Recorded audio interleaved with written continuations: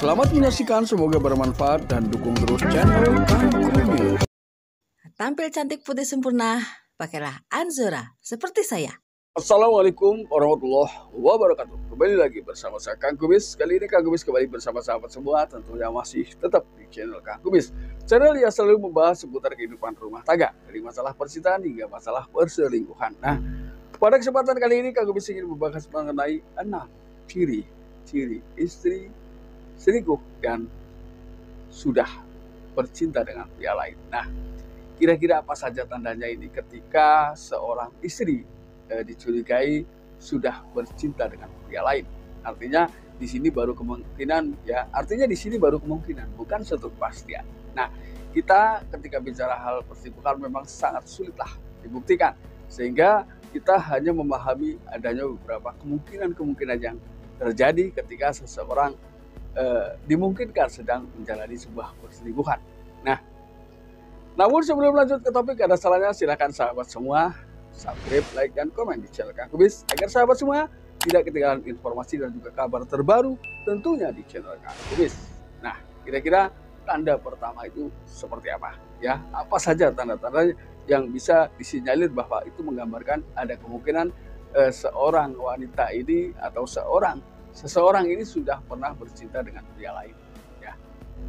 Yang pertama adalah ketika seseorang sudah dicurigai melakukan sebuah percintaan dengan pria lain, padahal dia sendiri memang memiliki pasangan. Perbedaan yang kita lihat ini biasa saja untuk hal-hal yang termudah, ya, karena di sini sekarang media sosial bisa menjadi salah satu jembatan, ya, walaupun itu tidak semua dan tidak seharusnya, ya. Namun kadang itu bisa kebanyakan terjadi lewat jalur tersebut. Nah, di sini adalah bukan kesalahan medianya, bukan, tapi mungkin lebih ke pengguna.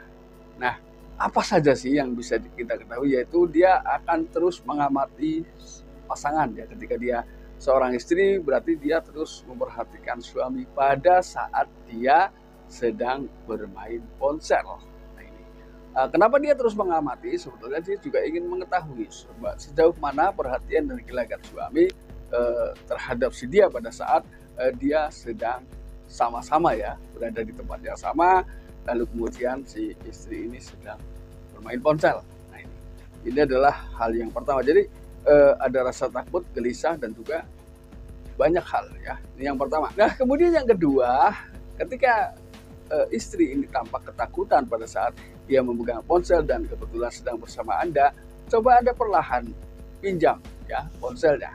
Apakah dia mengizinkan atau tidak? Nah, ketika dia mengizinkan tapi tampak ada rasa takut yang berlebihan, tentunya harus jeli, ya, karena biasanya sebelum itu dia juga sudah mengganti password atau mengunci ponsel. Nah, ketika Anda pinjam pada saat dia ada, itu tentunya dia tidak bisa melakukan itu, ya, karena Anda tentu akan tanya dengan baik-baik apa password terbaru. Nah, seandainya itu diganti, ya, seandainya tidak, berarti Anda sudah bisa membuka dan melihatnya sendiri. Nah, ketakutan inilah yang menyebabkan gelagat yang memang bisa kita pahami sama-sama. Karena ketika seseorang ini tidak menyimpan sebuah kebohongan atau tidak melakukan kesalahan, apapun yang diminta, seseorang tidak pernah takut, ya, karena dia tidak merasa melakukan hal yang ia curigai. Ini yang kedua. Lalu yang ketiga, apakah ia memiliki gaya bercinta yang berbeda? Ya, gaya bercinta yang berbeda ini mungkin ada hal-hal yang berbeda dari biasanya. Karena Anda sebagai suami, sebagai pasangan tentunya memahami perubahan kebiasaan yang terjadi. Ketika memang itu terjadi, tapi tanpa konfirmasi Anda dulu, ya. Ini juga tip buat para suami khususnya ketika sedang melakukan hubungan suami istri, gak ada salahnya untuk tetap terjalin keharmonisan, maka tanyakan apa yang istri inginkan. Karena tidak sedikit juga istri ini malu untuk mengutarakan apa yang sedang ia inginkan. Namun ketika sedang berdua mungkin di dalam tempat tidur, ya, dia tidak akan malu, dia mudah-mudahan terbuka karena ini demi kebahagiaan bersama, ya. Namun di sini gelagat yang bercinta yang berbeda ini bisa dicurigai ketika hal itu dilakukan tanpa sepengetahuan atau tidak ada perjanjian lebih dulu, tidak ada permintaan lebih dulu.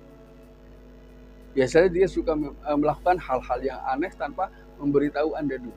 Lalu yang keempat, apakah ia mulai bercerita tentang masa lalu?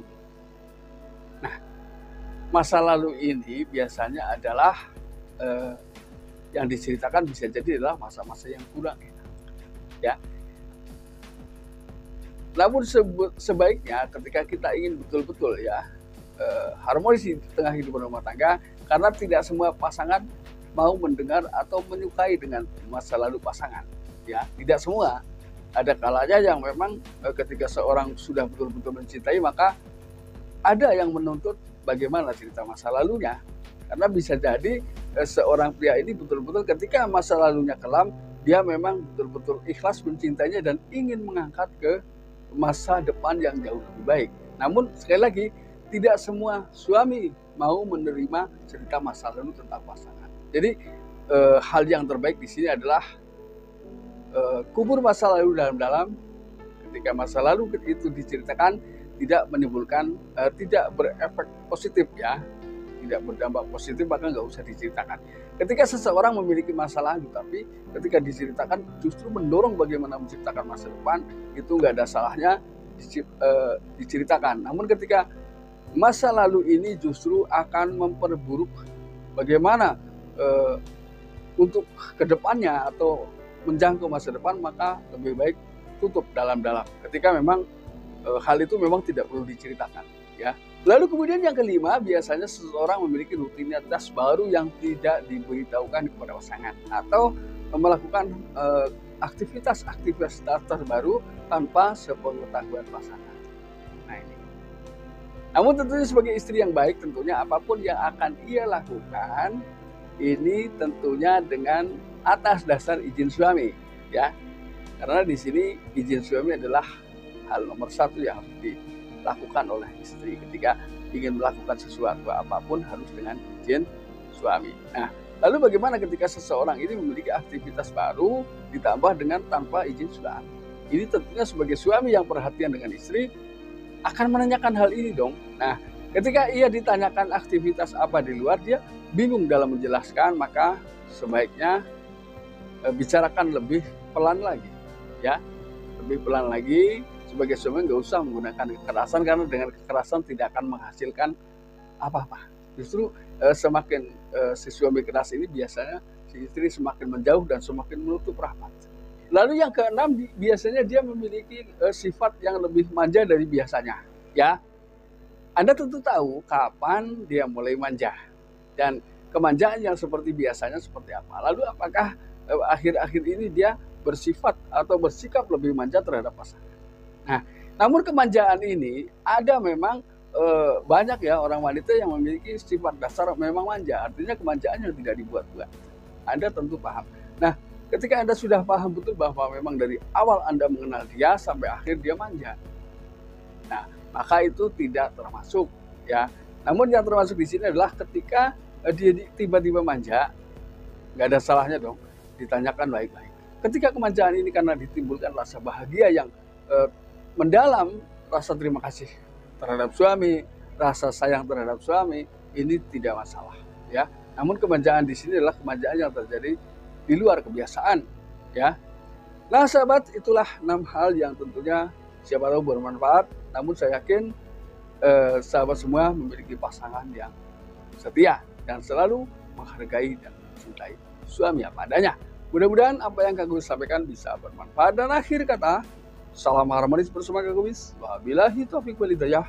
Wassalamualaikum warahmatullahi wabarakatuh.